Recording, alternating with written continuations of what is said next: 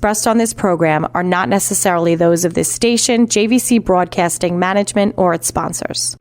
With so many people living longer, the fear of outliving your money becomes a reality for many of us. Will I be a financial burden? Will I outlive my money? How will I be remembered? My name is Neil Himmelstein, president of Main Street Planning Group. Please contact me by visiting mainstreetplanninggroup.com. That's mainstreetplanninggroup.com, or call 631-647-4694. I will introduce you to strategies that will guarantee you will not outlive your money, that can guarantee you will not be a burden on your loved ones. Through a collaborative approach, we will uncover solutions that offer tax-efficient strategies, lifetime income, and legacy planning, choice, organization, direction, and education. That is the code we stand behind. Contact mainstreetplanninggroup.com, that's mainstreetplanninggroup.com, or call 631-647-4694. And listen to me every Friday at 3 p.m. as I host the Main Street Code for Financial Success, right here on 103.9 LI News Radio. Good afternoon. Welcome to the Main Street Code for Financial Success. I'm your host, Neil Himmelstein. I'm here every Friday at 3 o'clock. And if you miss an episode, you can catch me on Apple or Spotify, or go to my website, themainstreetcode.com, and find past episodes that you may be interested in. When we talk about our code, we talk about choice, organization, direction, and education. And we work with attorneys, CPAs, mortgage professionals, and life insurance professionals with your insurance needs, whether it's life insurance, disability, long-term care. We cover many, many topics. Some of the topics that we've recently been covering, we've been getting a lot of things from attorneys on loss policies and that, but I'm going to get back to that and talk to you about some of those details. I am so happy today to have with me Tim Kennedy. Neil, good afternoon. Thanks for having me. Good afternoon. Tim has a great show on Mondays at 3, I think, right? Mondays, 3 p.m., yes, sir. Mondays at 3.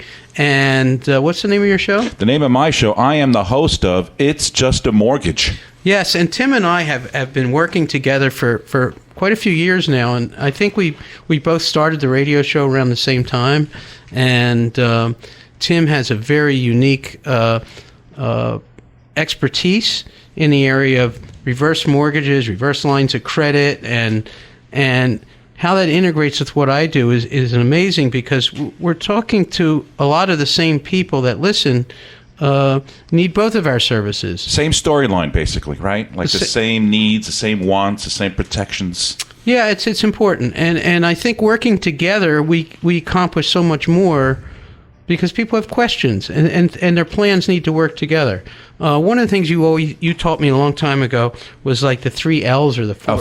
Come on, the 5 L's. The 5 L's. The 5 L's. Tell me. Longevity, liquidity, right, lifestyle, legacy, and long-term care. So those are the 5 L's that I'm sure you have conversations with your clients all the time. All the time. And I discuss the same 5 L's with my clients. Well, as a matter of fact, long-term care, there's some new legislation that I was just reading it right before we got here, and it's scary. There's something going on with New York State.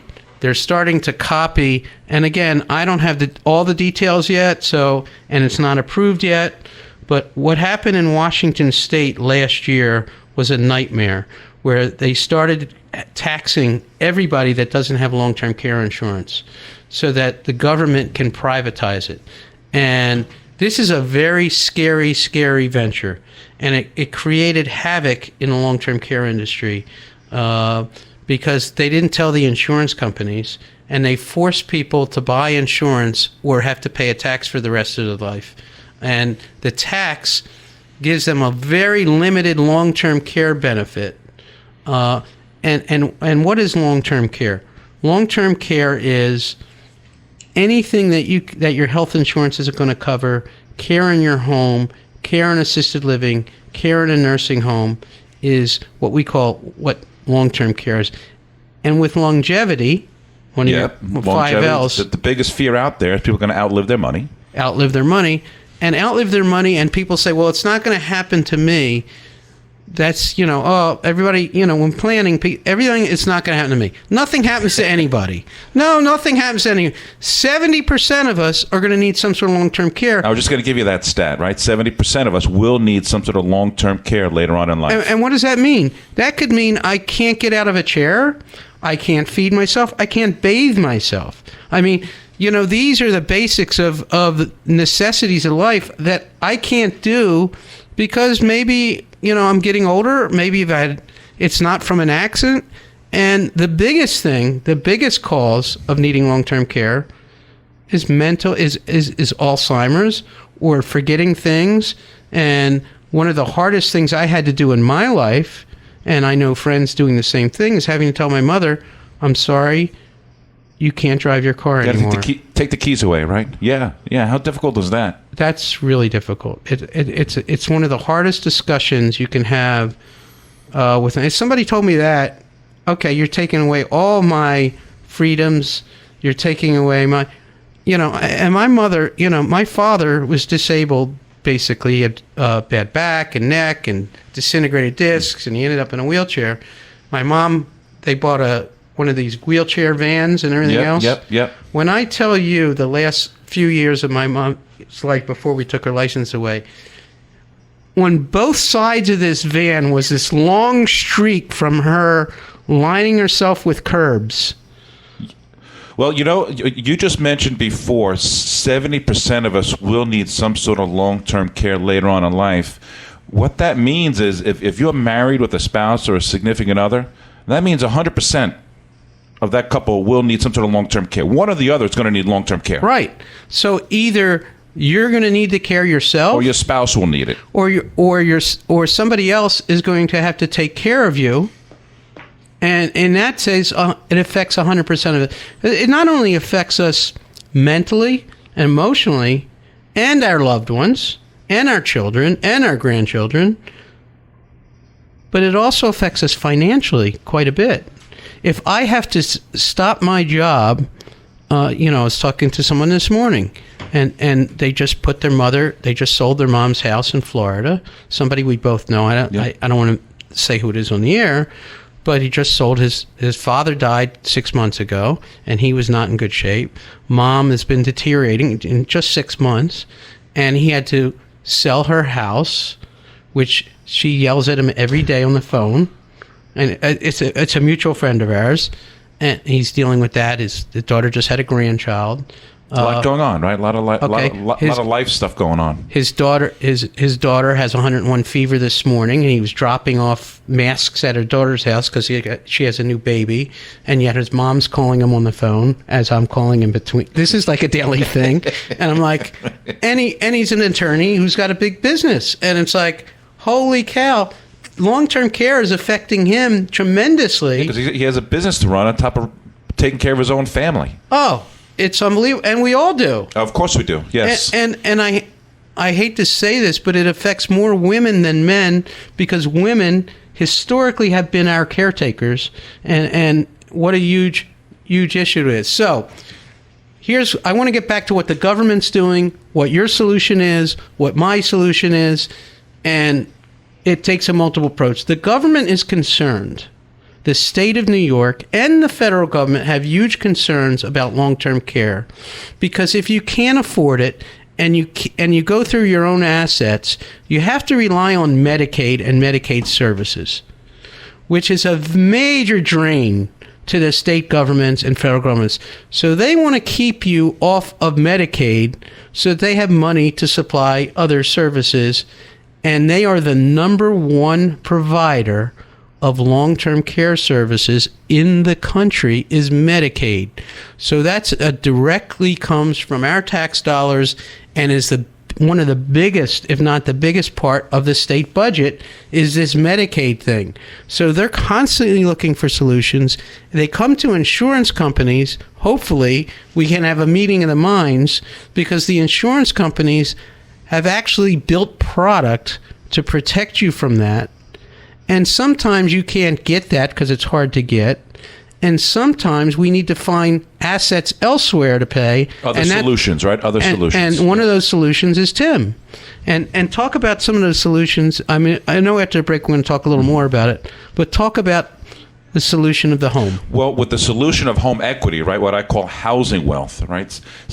For most of us out there, 70% of our net worth is tied up in the equity in our homes. Right. So how can we access that equity to take care of possibly long-term care needs or concerns? Well, you could take out a reverse mortgage and possibly help pay the premiums on a long-term care policy, and or if you don't qualify for a long-term care policy, you could take out this reverse mortgage, create this line of credit, let it grow, and then use it when you need it later on in life for long-term care needs. And you could use it for income as well, or for a monthly paycheck to pay for somebody to come to your home. Yes, 100%. Yep. And that's a huge thing, and not just to take care of you, but maybe do your lawn, do your laundry, it's not just a medical thing. There's all kinds of other things that happen. It's also lifestyle. Absolutely. Quality of life. How do you want to live those years in retirement? Whether you're the patient or the caretaker, right? You got to be able to handle both sides of that. Huge deal. You're listening to the Main Street Code for Financial Success. Tim, how can I get a hold of you? If you want to reach me, you can reach me at 631-430-2456. Fantastic. And again, if you want to reach out to me, 631-647-4694, and we'll be right back after this commercial.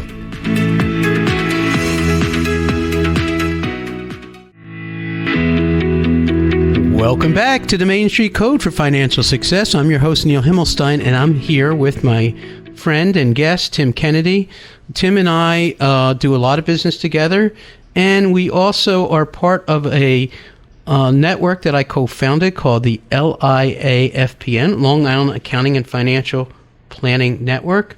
And Tim is on my board. And together, we are going to co-host a segment of this fantastic event at March 26 from 6 to 9. Tim and I will be on air, meeting and greeting you folks that want to come here to the airport and or businesses that want to work with us on a basis.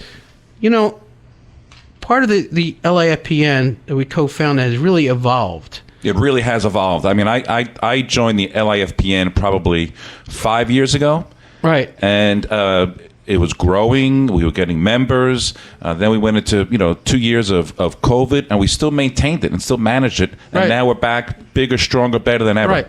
And tell people what that's done for you as far as your business and relationships and what the group's all about. Well, for me, it gives me access to people like you, like in the financial fields, dealing with people with annuities or even the attorneys with long-term care, financial advisors. It's all my sphere of influence on the people I deal with, and people can refer to me, and it gives me the availability to refer to other people if and when I needed information on stuff that I'm not a professional on, right? I'm a mortgage guy. I do reverse mortgages. I don't do annuities. I don't do life estates. I don't do financial advising, right? So it's an avenue for me to reach out to people that I can get trusted information from. So what I like to tell people on the air, and I do it every week, is you need to have a financial team that works with you.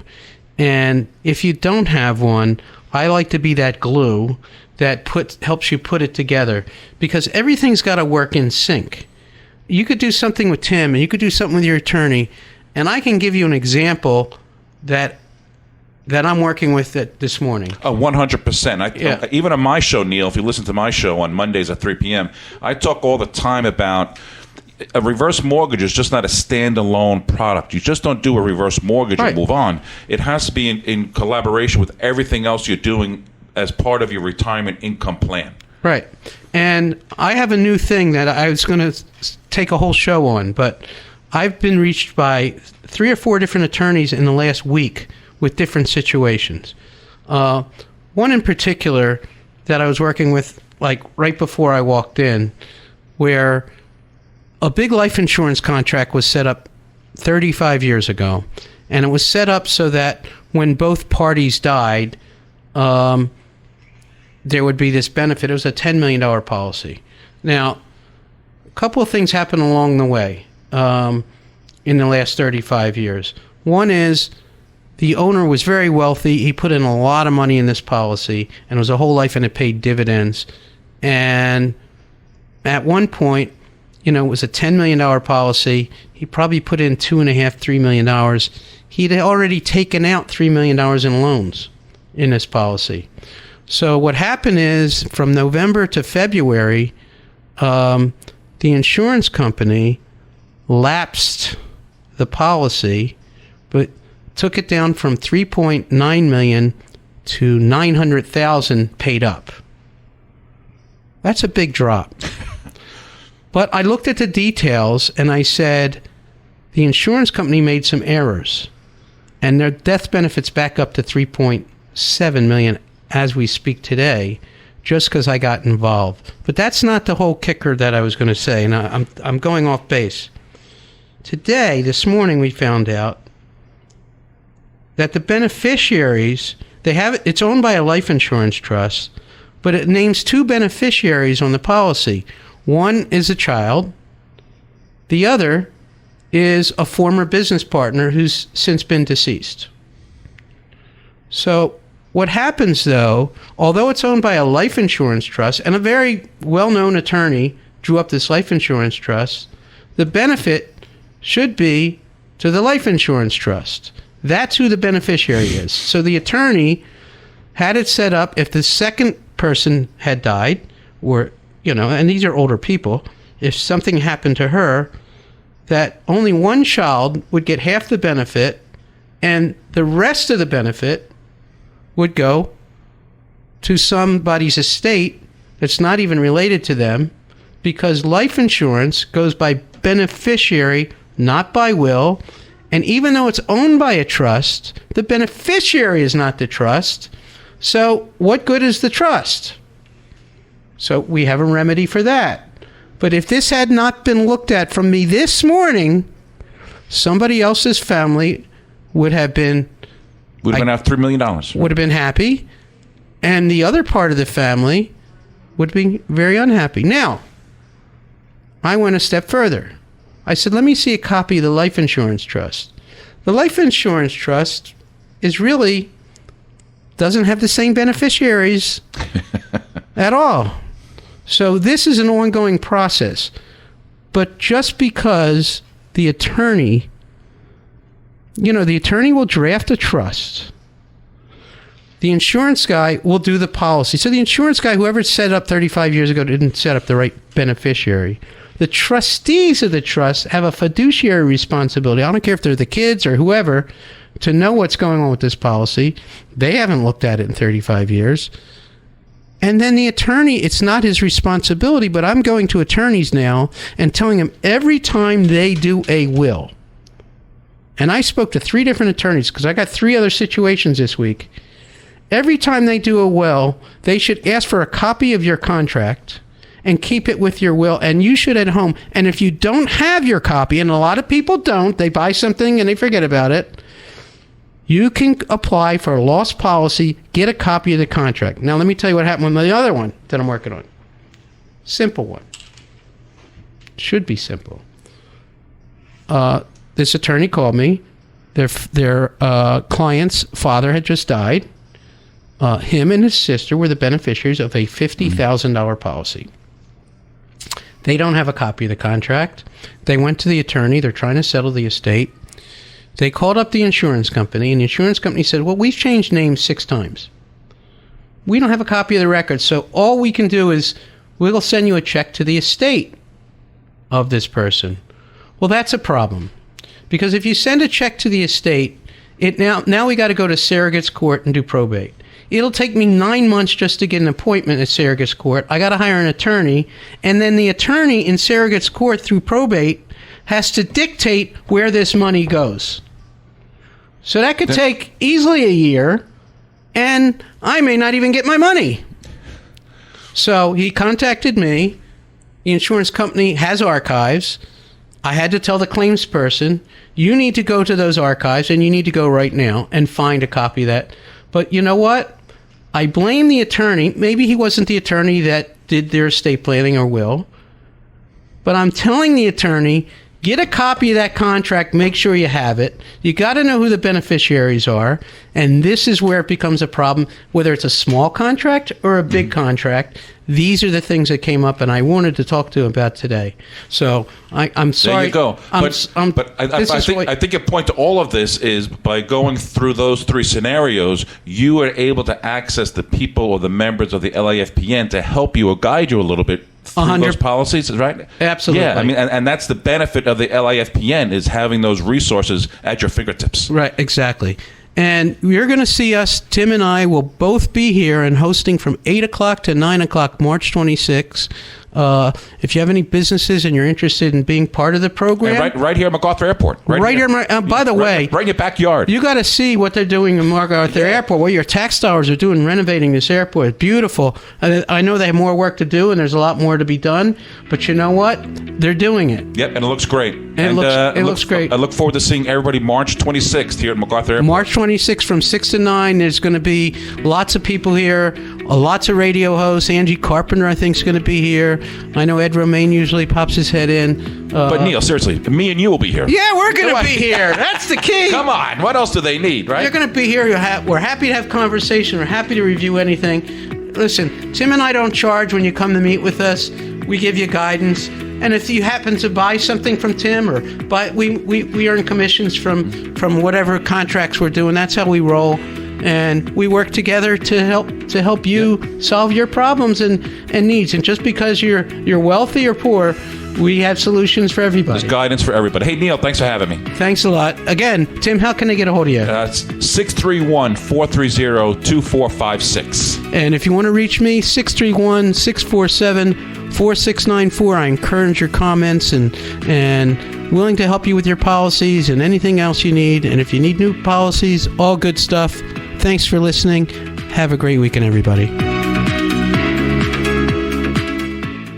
The views and opinions expressed on this program are not necessarily those of this station, JVC Broadcasting Management, or its sponsors.